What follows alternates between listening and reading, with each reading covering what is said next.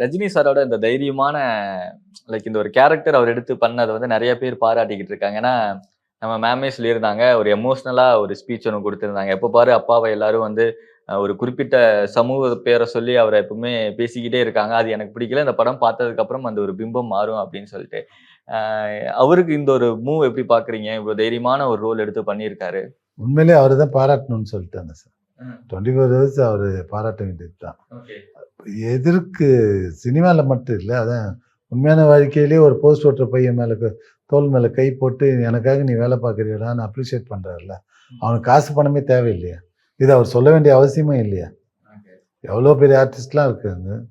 பெரிய ஆர்டிஸ்ட்லாம் கூட இருக்காங்க. யாரும் சொன்னது இல்லையே. சார் மாரி கூப்பிட்டு ராத்திரி 12 மணிக்கு திடீர்னு தூங்கின்னு இருக்கிறது எழுந்து ஆசைப்பட்டு கூப்பிடுறாருல்ல. ம். அதானே பெரிய விஷயம். எல்லாரும் ஆர்டிஸ்ட் தான். ஆனா யாரும் கூப்பிடலையே. ஓகே.